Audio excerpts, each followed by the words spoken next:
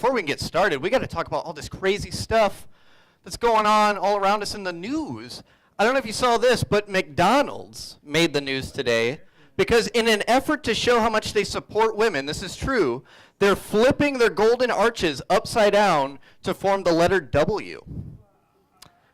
Because apparently giving them raises was too expensive.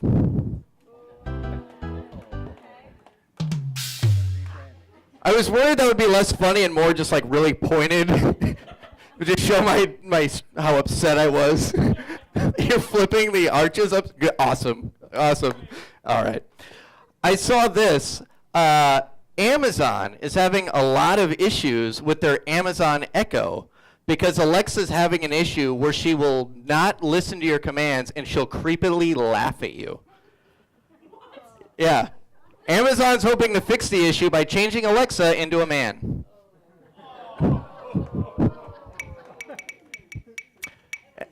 Yeah. And finally, did anyone watch the Bachelor finale last night? Any Bachelor fans in here? One person. If you didn't watch it, it was a very dramatic scene when the Bachelor picked the winner, proposed to the winner, then decided to break up with the winner and propose to the runner-up in front of the person that had thought they'd originally won. Yeah. It was so chaotic, CNN actually showed up to cover it thinking it was the White House.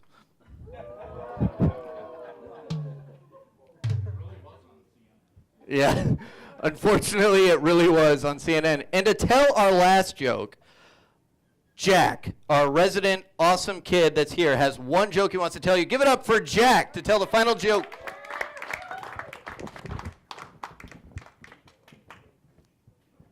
Jack is eating, so that's all right. All right. So a guy was in a serious accident and he said, Doctor, I can't feel my legs. And he said, I know, I amputated your arms.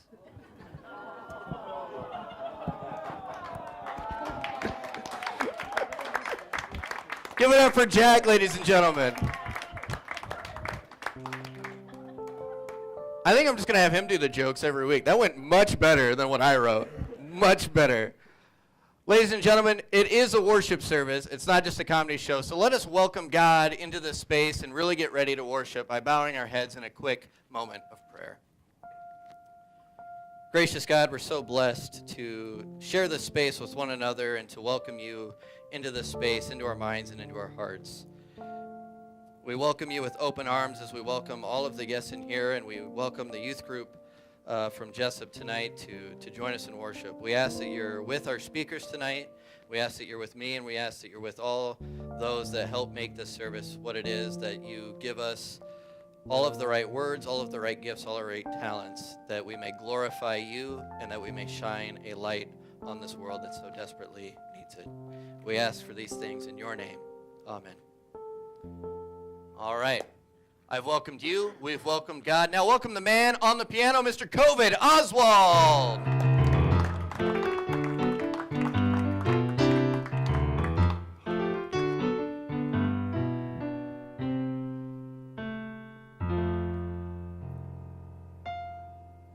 Coved Oswald, ladies and gentlemen. All right, I'm so excited. We have such a fantastic service for you tonight. We're not bringing him up yet, but he is the choir director here. In a little bit, we are going to talk to Ted Bonebrake. He's going to be on the show tonight. Yes. And I'm so excited to have one of my favorite people ever to come sit down and talk with us tonight. She's going to talk about field outreach ministry. Jaymee Glenn-burns is on the show tonight. Super excited, but before we can talk to them, we here at Fusion have what we call our open mic time, which looks a lot like Joys and Concerns, because that's exactly what it is. We gave it a new name, and then I explained that it's Joys and Concerns. You would think I would just call it Joys and Concerns, but ask my wife. I'm very difficult, and I won't let it go. So the official name is Open Mic, which looks a lot like Joys and Concerns. That is what this segment is called. So this is your chance to share whatever's on your heart and your mind, whatever you want to lift up in prayer or in celebration. So I open it up to you. Does anyone have anything that they want to lift up tonight? Yes. Gracious and Holy Father, as we bow our heads, we lift up all of the prayers in our hearts and minds, and we give them to you. All of the prayers that we've said out loud and all of the ones that we keep close to our hearts. We ask that we feel your presence not only in our times of struggle, but also in our times of joy, in our times of steadiness, all of our ups and our downs. We ask that you are a constant presence in our life, that you help keep us on the straight and narrow so that we can remain focused on doing your works and doing everything we can to make this world a better place. You have given us the most unconditional love possible to free us from worry of failure or of being rejected from you so that we may be free to take risks, we may be free to put ourselves out there, to really try new things, to attempt the impossible, to really turn things around and make things better, not only for our immediate family members, not only for the people inside of our church, but everybody outside these church walls in our community, in our state, in our country, and all across the world. We ask that you are constantly with us as we are constantly with you, and we ask that you give us the strength to not only focus on our love for you, but our love for each other. Allow us to wrap our arms around each other and to truly be one family, to truly be brothers and sisters, because we are all your children. And as we pray for these things, we pray doing so with the prayer that your Son Jesus Christ taught us, saying, Our Father, who art in heaven, hallowed be thy name. Thy kingdom come, thy will be done, on earth as it is in heaven. Give us this day our daily bread, and forgive us our trespasses, as we forgive those who trespass against us. And lead us not into temptation, but deliver us from evil. For thine is the kingdom, and the power, and the glory forever. Amen. All right, ladies and gentlemen, it is time to get excited for our very first guest. He is the choir director here, and he has an amazing bass voice when he sings. Please give it up for Dr. Ted Bonebrake.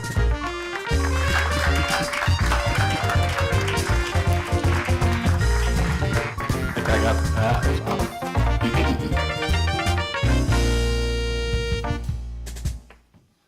Doctor, give me the news. How you doing tonight? Not too bad. All right. I'm excited to have you on the show. I know that you're probably looking at the clock and getting a little jittery because you have a group of talented singers that are waiting for your direction downstairs. So we'll try to keep it very brief, but I'm so glad you're on the show. First off, you haven't been the director very long. You guys just recently came into our church, and I wanted to know, how has the transition been for you guys moving and becoming a part of First United Methodist Church? It's been great for our family. I was ill quite a bit last year, and the church was very supportive, and Pastor Steve came to the hospital and was really supportive of my family and stuff when we were going through that. So, you know, we were very grateful for that. We actually went to a Lutheran church in Southwest, or to a Methodist church in Southwest Iowa before we moved here, but for some reason we went to every other church first to try it out before we came here. I don't know why we did that, but when we got here we knew right away that we'd found our new home. Awesome. Well, I'm glad that you found your home here, and you're so talented. Watching the choir perform under your direction and listening to you sing with them, you've really brought a new element to that group, and it's really made our Sunday mornings fantastic. So I appreciate that. How long have you been involved in music and involved in a role like this where you're directing choirs? Well, I started playing piano when I was 5. So like 10 years, give or take? Yeah. Next year it'll be 11. I got my music degree from the University of Nebraska a few years ago. Majored in composition, and I also took some conducting and performance along with that. I went to medical school several years later, but I was talking to Pastor Steve the other night, and I had actually kind of forgotten this, but my first choir directing job was at the service that we have after the first year of medical school for the cadavers that we use in anatomy class. We hold a service with all the medical students, and the remains are cremated, and we had a choir, and I directed the choir.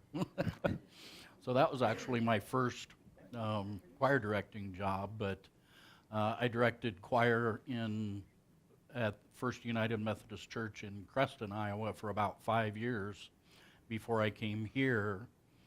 And then I did a year at St. John Lutheran before I came to First United Methodist. Awesome. I got to ask you, as a doctor and even as a choir director, with the last name Bonebrake, do you find that people are intimidated by you when they meet you? No. Why? Do you think they should be? I would be using my name to really get results.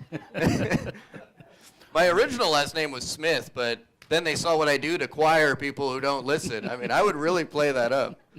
I just think that's the greatest name for a doctor. Like you're in the hospital for a routine thing. This is Dr. Bonebrake, and you're like, oh, that's not what I need at all. Nobody's ever found it humorous before. So I'm the first one then. Mm-hmm. So I've made you just extremely self-conscious. Yeah, you've completely ruined my night. Thanks. Oh, I love it. I love it. So I got to ask you, this is a loaded question, a final question before I let you go direct your choir downstairs. There's so many different ways to tell about the life of Christ and to kind of talk about who he is and was. How do you think music tells us about God in a way that words can't? Well, music is unique because it's understood regardless of what language you speak or where you come from or your cultural identity or anything like that.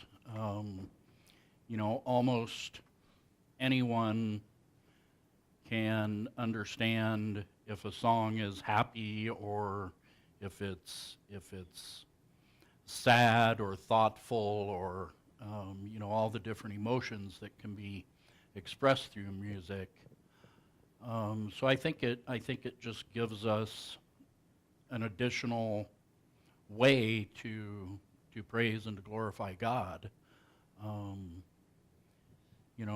it's pretty cool because we can put words to it, and then we can have both, words and music. All right, I like it. And then, how do you feel personally connected to God when you're directing a choir or you're going through your hymnal to prepare for a Sunday morning? Honestly, I don't know if I'm thinking about that when I'm directing the choir, but I certainly think about the choices that I make for music and the what we're going to be celebrating that Sunday or what season it is. I think it helps me to be just more involved with the church and to get to know people more. So it's wonderful in that way. When I'm directing, I'm thinking about that I need the sopranos to sing louder or something like that, but you just have to kind of pay attention to what's going on. Yeah. Well, that's awesome. Well, Ted, I'm just so glad that you stopped by tonight. I'm so glad that you're directing the choir, and I'm so glad to listen to what you guys make and do on Sunday mornings. So. And we rehearse every evening at 7:30 right downstairs. And if anybody would like to come down after the service, we'd be happy to have latecomers. So, just because you want to come here doesn't mean you can't sing in the choir too. All right. Trying to poach my audience I have to members, get that Ted. plug in, John. Yes. So if you have musical talent, which I do not, so you will never see me down there, please sign up for the choir. They could always use more. And they have nice robes that they give you They're really nice robes. Do it for the robes, guys. And also for Jesus. Ted, thank you so much for stopping by. Please get up for Ted Bonebrake. Thanks, John. All right, we are now going to move into our offering time. So every month here at Fusion, we like to pool all our resources together to give to one specific cause. And all throughout the month of March, it's all going to be about changing a child's story. And what we're doing is we're trying to raise funds to buy books for all the school kids over at Lincoln Elementary across the street. About $2 to this organization can help buy a book, and there's about 600 kids. So we're trying to raise $1,200 and be part of something really beneficial to really help our youth. So there'll be more information on the screen, and there's little handouts by our giving jars in each side of the room. So we're going to play an offering song. This is your chance to stretch, make a donation, or lift up prayers, whatever you feel called to do. So this is your time for offering. All right, ladies and gentlemen, it is time for our main event. She is here to talk about her work with the Field Outreach Ministries. I'm so excited to have her on. Please give it up for Jaymee Glenn-burns.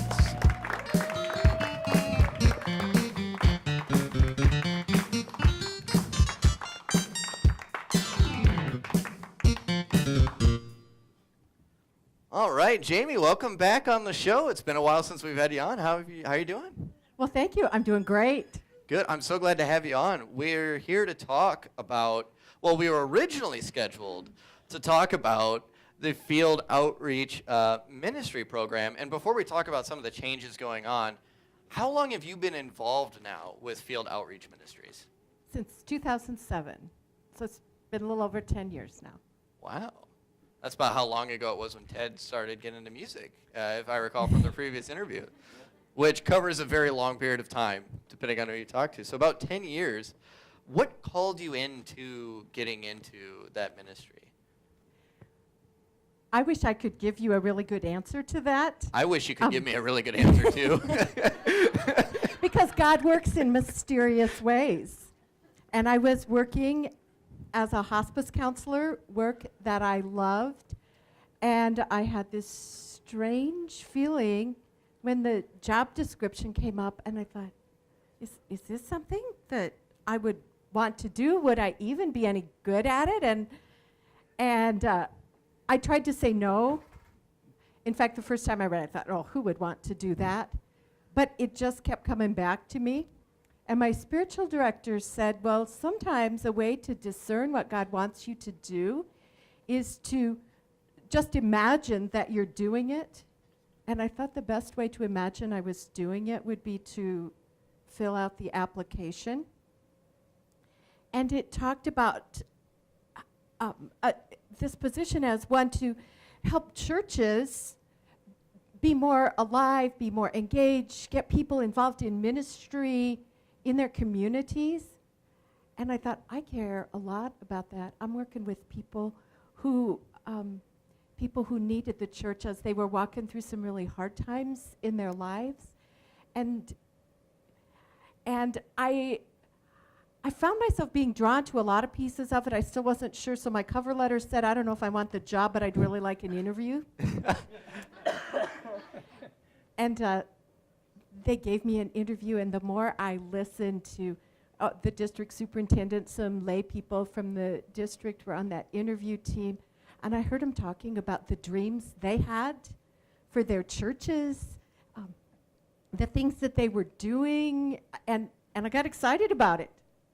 So when they offered, I said, yes, I guess I am interested.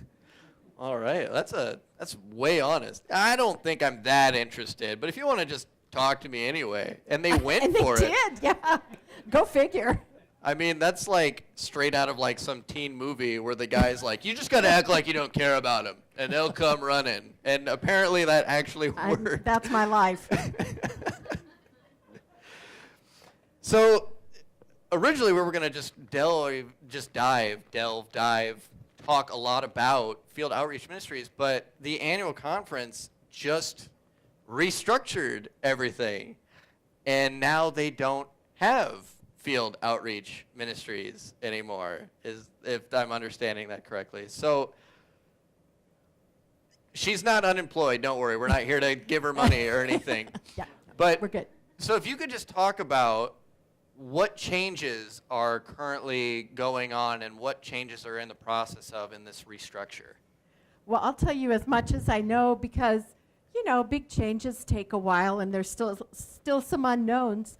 But the field outreach ministers are continuing through June, and then July 1, which is when our church year begins, they are hiring some new positions in the annual conference. We have a director of new ministries who's already in place, and they will be hiring a director of congregational excellence and then a director of leadership excellence to start July 1. And on the 1st of July, then, the people who are now field outreach ministers, except for me, but we'll get to that. So the people who are now field outreach ministers will transition to something they're calling associates, I'm part of this, Associates for Congregational Excellence. And the work will really be to help bring some new vitality to the church's congregations and ministries across Iowa. It'll be a year of transition. So then by July of 2019, the plan is to have 4 associates for congregational excellence. They'll be reporting to the director of congregational excellence and serve the state. But we haven't seen the job description for the associates, so I don't know what that'll be yet. So the main goal, though, is to really revitalize churches and really get church bodies rejuvenated and, Yes. and doing more. Yes. Shane Waltz is here tonight, and him and I we graduate next weekend from the School for Lay Ministry. Yay! Yeah. And it's been an awesome program, and one of the big things throughout the program is talking about ways to get our laity to really do more. Would you say that that's kind of the mission of these groups, is to really get that laity up and moving? It is. It is. Because I feel like there's this vast, untapped potential in all of our churches. And so people who go through the School for Lay Ministry, the lay servant and lay speaker trainings, and we've got to find ways to encourage them and support them in doing the ministry God calls them.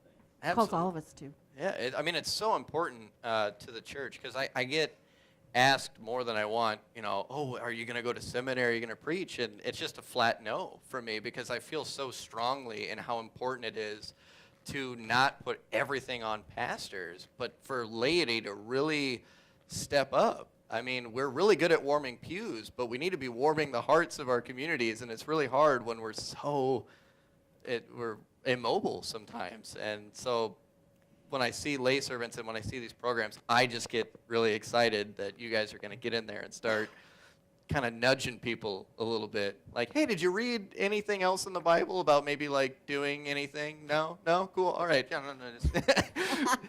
So I'm really excited, but you kind of hinted at it. You yourself, though, are not going to be a part of that, because you have accepted a completely separate role. If you could tell us what that is. Yeah, well, now I feel a little bad because I'm talking about laity and you're talking about laity, and I think that's so important. And I just accepted an appointment to be the pastor at Trinity St. James United Methodist Church in Cedar And we're going to give you a round of applause, because that's exciting. And one of the things that's really exciting about it is they have 5 or 6 people who are either graduates or currently in the School for Lay Ministry. So it's going to be a great partnership. Absolutely. I think because I've listened to you preach and I've talked to you, and you are just going to be so wonderful in that role. And I'm excited that you're going to be, with your background in helping laity and helping churches, I think you have a really good chance to go in there and really get that church just moving and rocking in a way that would make God proud. I'm so excited that you're doing that. Or maybe they'll get me rocking, and that'll be exciting too. Yeah. So you're going to be a pastor now. How did that come about? Because you've been doing the field outreach ministry. You were doing like Stephen Ministries with with pastoral care, well, not pastoral, but care for those in need. So where did this switch come from where it was Jaymee the pastor? How did that switch happen? Well, again, I sort of wish I knew, because I do think God works in such mysterious ways. I think of it as what seemed like a long pregnancy of feeling like something was beginning, and then there was this long period of waiting and trying to discern and trying to figure out, God, what do you want me to do? And sometimes that's not the prettiest time. Yeah, your ankles are swollen. You got all these back problems. The weight of this decision. Yeah. Yeah, exactly. And my husband would be able to tell you about the ugly pieces of it. But it strangely started when I would go into local churches as part of the field outreach minister job, and sometimes it was when I was preaching, and I'd think, I never thought I wanted to go back to a local church, but I'd like to be able to come back and do this regularly with the same people in the same community. And I would be teaching about discipleship and thinking, I want to work on a discipleship process with a group of people in my church.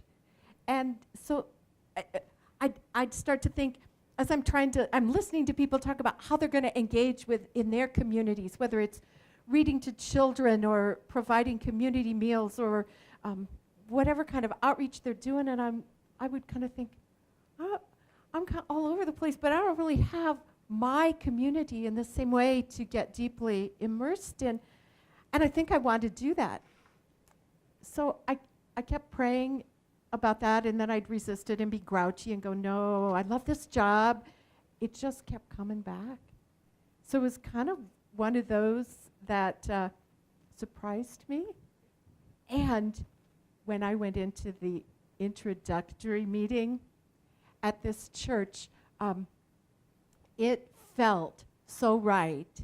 And, I'm always a little skeptical about signs, because I know that it's easy for me to misread signs, and I never know if this is exactly it. But I will say I had such a feeling of rightness, and I looked at the wall in this church at the first visit, and there was just a poster, kind of art piece there that said, God answers prayer. And sometimes you just feel that piece that, okay, this is right, and I can't explain why. And I saw that sign and looked around at those people, and that's what it felt. Yeah, I mean, you get a sense of calm. I don't want to hijack the interview. It just, seeing a sign, it reminded me, because my wife is almost 4 months pregnant now, and right when we got to 3 months, and it was like a day before we were going to announce, we were in the ER because we thought she was going through appendicitis. And it's a really scary ordeal because they can't do a CAT scan because it's bad for the baby. They're trying to do ultrasounds, and they're trying to do all this blood counts. And we were there just all week and all night in the ER. It was terrible, and they finally admitted her, and they moved us up in the room. And we started dating on July 23rd. We got married on August 23rd. 23 is our number. When we see the number 23, it means good things. And we're rolling up, and we're going by the front desk, and the nurse says, do you remember what room they're in? They're in 423. And the sense of calm, when we were just like, we're okay. Everything is fine. And it's such a relief when you see that, just that little thing from God that says, I got you. I got you. It's so incredible. So that's great. You know that. Yeah, I totally relate because it's just such a wonderful feeling. And I got to ask you, because I have a feeling that you're really excited. But I do want to talk about the sacrifice now that you're going into being a pastor, because Dave, her husband Dave, leads Wesley 3 House on UNI campus, and you have to move to Cedar Rapids now, and he is going to be in Cedar Falls. So what's that, not to pry too much, but what's that process been for you guys as leaders and servants of God? What's that been like for you? Has there been any doubts in your decision, or how is God speaking to you through that? Well, first of all, yes, there have been doubts, and there have been fights, and there have been tense moments where we kind of just have to step back and go, okay. But we keep coming back, and I think this is where I see God in it. In the, we'll talk through some stuff, and we'll think, we don't know how to do this. And, I will say, you use the phrase, God sort of saying, I've got you. One of the things I have loved to do at some points in my life is rock climbing and rappelling. And I remembered, I kept hearing those words that God says, just lean back and let go, I got you. And I remembered that time standing at the top of a bluff, the first time I rappelled, where you just have to lean out into space. And that's kind of what it feels like. And then it's like that's what all those fights and the scariness that says, we don't know how to be married and apart like that and have to find new ways to come together. But I've consistently, Dave would have to tell you what his have been, but I think he's had some moments, and I've consistently just had that sense of God saying, it's all right, I got you. So now it all, of course, remains to be seen, and how many more times God's going to have to say that. Just start sneaking wine into communion. You'll be. It's been a long one today.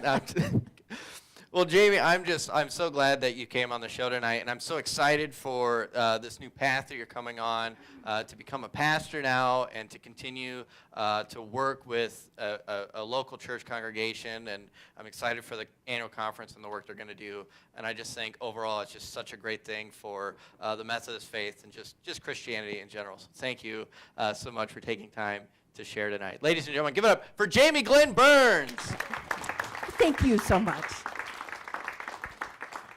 So we are now going to have a reflection song, and this is your chance to lift up any prayers or to think about a time in your life where you've been confronted with a calling that you maybe haven't known what to do with, and maybe take this time to ask yourself what God is calling for you to do, and maybe if there's a time where you have had doubts, give those doubts to God and give it all up to Him. So take this time to reflect and pray.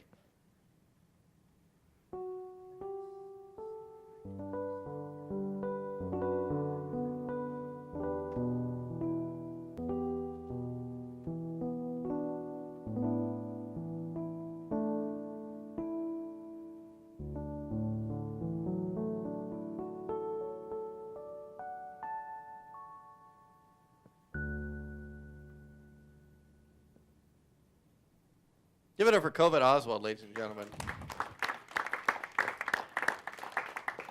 That was beautiful, Coved. Thank you.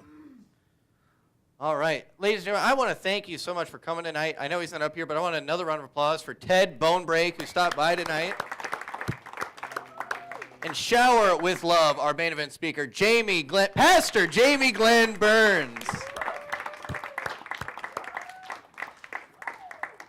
And as you go forth this week, maybe reflect on some of the different things we talked about as far as laity becoming more of an integral part in the church, and what it means for all of us to do our part, what it means to be a servant, as Jaymee is, where she's taking on a big sacrifice and a commitment, moving to Cedar Rapids to lead a congregation there, to lead young disciples, and to remember whatever God is calling you to do, relax, pray, and let Him guide you.